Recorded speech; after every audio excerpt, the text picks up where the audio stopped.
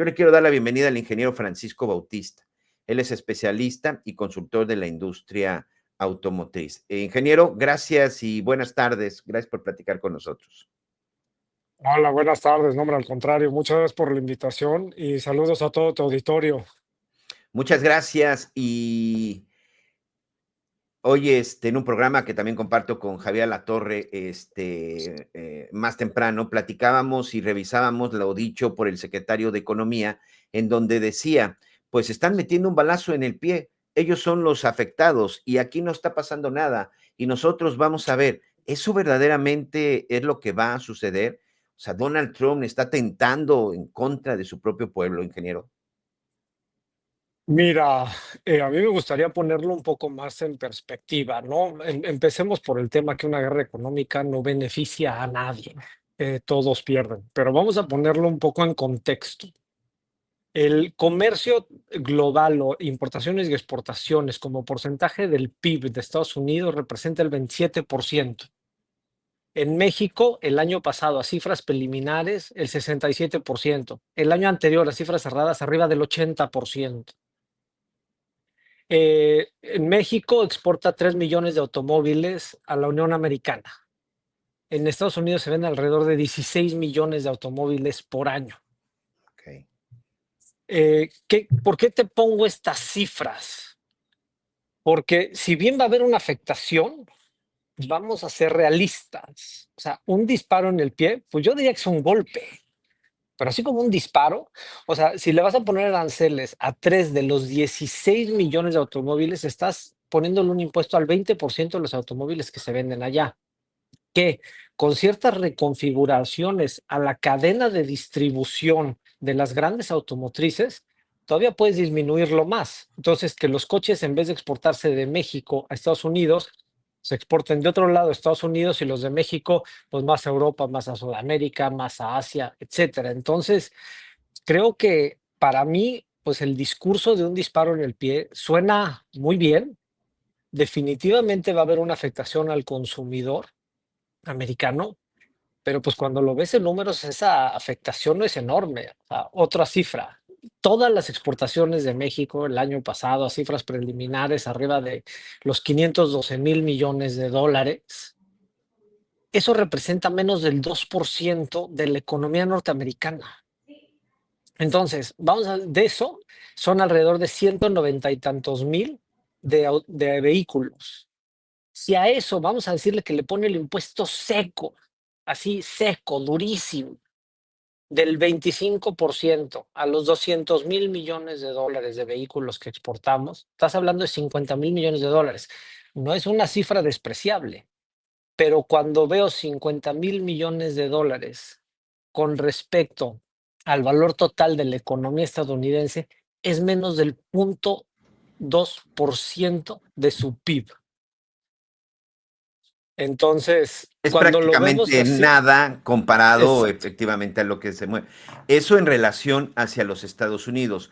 Donald Trump desde correcto. en campaña decía, no es posible que las grandes automotrices de los Estados Unidos, ya hablamos de General Motors, ya hablamos por supuesto de Ford, pues estén fabricando y estén ensamblando los autos. Bueno, su hoy socio, amigo, subordinado, marioneta, como le están llamando a los mocks, como usted quiera. Él incluso tenía la intención de colocar una fábrica de Tesla en el estado de Nuevo León. Eso Ujú. pareciera que es más como el golpe directamente a las automotrices norteamericanas, de que se regresen, como dice él. Quiero que otra vez Detroit sea el estado en donde se fabriquen todos los autos que usarán los americanos. Mira, creo que ese también es un sueño guajiro. O sea, siendo muy realistas, tampoco veo viable esa opción. O sea, no se nos puede olvidar que la evolución que ha tenido la industria automotriz durante los últimos, vamos a decirle, 25, 30 años, es la integración global. Ya el decir yo fabrico en un solo país, con eso no eres competitivo y eventualmente el mercado te va a comer, porque el mercado es el que va a dictar lo que quiere el consumidor, no el productor, es el comprador. Eso es lo que, por ejemplo, nosotros estamos viendo aquí con los vehículos chinos. claro. O sea, llegan con oferta y la gente los está comprando. Si nadie los comprara, no habría ese problema. ¿Estás de acuerdo conmigo? Sí, por Entonces, supuesto. regresar toda esa manufactura a Estados Unidos no la veo viable. No en el corto plazo. Eso tendría que ser, yo creo que a mucho más largo plazo. Lo que sí es viable, y eso, por ejemplo, nosotros se lo hicimos a los Estados Unidos. Si tú ves en los últimos 12, 14 años, realmente el volumen de vehículos exportados a Estados Unidos no ha aumentado mucho. Sin embargo, el valor ha aumentado muchísimo. ¿Esto por qué se da? Porque hoy ensamblamos vehículos de mucho mayor valor agregado. Entonces, ¿qué sí nos puede pasar? Pues empezar a ensamblar vehículos de menos valor agregado, empezar a exportar más a otros países que no sean los vehículos de lujo. Y, Claro, por ejemplo, otro tema que es muy preocupante, o sea, también para ponerlo en contexto, si las exportaciones mexicanas a Estados Unidos bajan el 5%, eso representa alrededor de 25,000 millones de dólares. Para que se absorbiera ese volumen, tendríamos que duplicar nuestras exportaciones a toda la Unión Europea para absorber ese volumen. claro. Entonces, no Y, tiene que ser un impacto tan radical. Perdóname, te interrumpí, tan radical. Con pequeños porcentajes puede tener una afectación importante a nivel industria.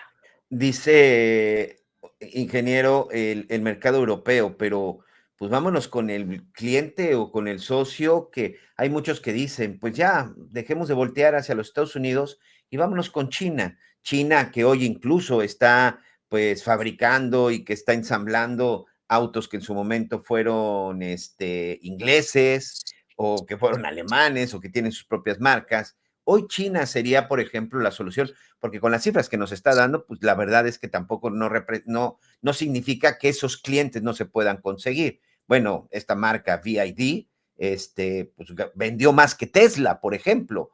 Entonces, hoy la opción, por ejemplo, porque ya están las fábricas, ya están las armadoras, ya la gente, aquí lo importante no es perder empleos, es voltear al mercado europeo, pero ¿dónde queda China? Mira, China claramente es la segunda potencia. A nivel automotriz es la primera potencia más grande del mundo. Es el principal fabricante de vehículos del mundo hoy. En temas tecnológicos, en la industria eléctrica, sin duda, el jugador más predominante a nivel mundial hoy en día. Entonces, no podemos despegarnos de China, pero tampoco Estados Unidos. Para mí, ¿cuál es el mejor escenario? Es la integración. La integración con Estados Unidos y desarrollar esa alianza de alguna forma con China para tener acceso a esa tecnología. O sea, China lleva en el mercado de baterías, ¿qué te puedo decir? Los últimos 20 años desarrollándolo.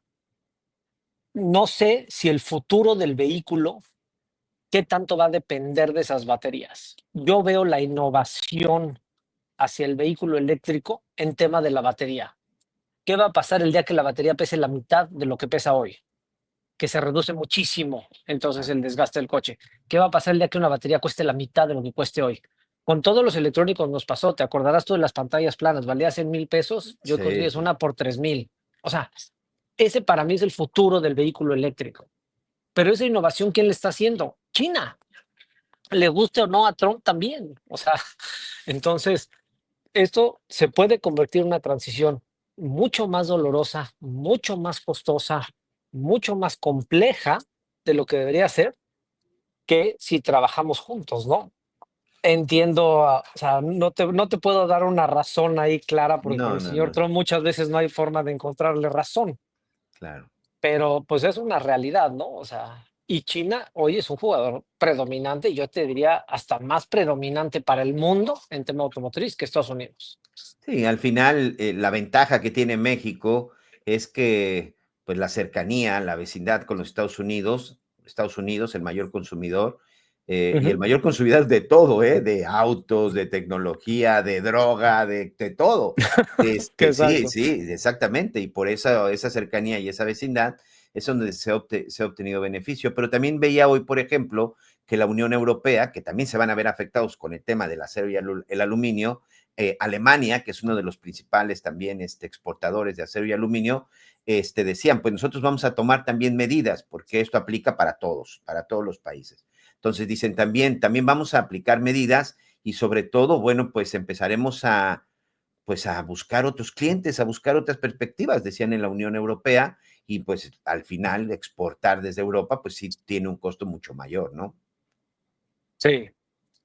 Y mira, yo también creo que es como un caso de nuestra industria eléctrica, ¿no? Te voy a hacer el ejemplo, una alusión ahí. ¿Para qué seguirte peleando por el carbón cuando todo el mundo va a energía renovable? Claro. Veo un poco estos temas como eso. Ok, entiendo, los bienes de acero y aluminio son materias primas base para muchísimas industrias, pero no deberías de estar peleando y poniendo toda tu atención en ser esos nuevos desarrolladores, en ser esa innovación, en ser el líder de esas transiciones, de esas disrupciones que vienen a futuro. ¿No está ahí mejor invertido tu tiempo y tu dinero, sobre todo cuando tú eres el líder mundial, el consumidor más grande del mundo? Entonces, yo creo que la afectación va a haber, sin Claro. duda. En América, creo que Canadá sale peor que nosotros. Canadá es mucho más grande proveedor de Estados Unidos, pero Canadá prácticamente provee el 50% del aluminio que consume Estados Unidos. Correcto. O sea, nada más con esa, ya el golpe es brutal. Perdón, se me cayó el teléfono. No te preocupes. Sí, pues Este, una situación que evidentemente, pues conforme vayan avanzando los días, Donald Trump también decía, pues no estoy satisfecho con el acuerdo que hice porque no se ve que no han cumplido. Y estamos ahorita hablando de acero, de aluminio, de los autos, pero el norteamericano dice que va a aplicar en todos los sentidos. Y eso todavía me parece que sería mucho más grave, ingeniero. totalmente de acuerdo, totalmente de acuerdo. Mira, Muy bien. para cerrar, nada más me dejaré una, o sea, creo que esta va a ser la primera de 100 conversaciones de estas que podrías tener. Esto no os va a parar aquí. Yo le diría a todos los que escuchas, ponlo en contexto. O sea, olvidemos la parte del discurso político, la parte tan racional, ponlo en contexto. ¿Qué tan viable es? Y eso es lo que te tienes que proteger tú como negocio. Porque como vimos hoy en la industria automotriz, la viabilidad es real y no es un disparo. Es viable que nos los pueda poner y qué tenemos que hacer es darle la vuelta de la forma más inteligente posible.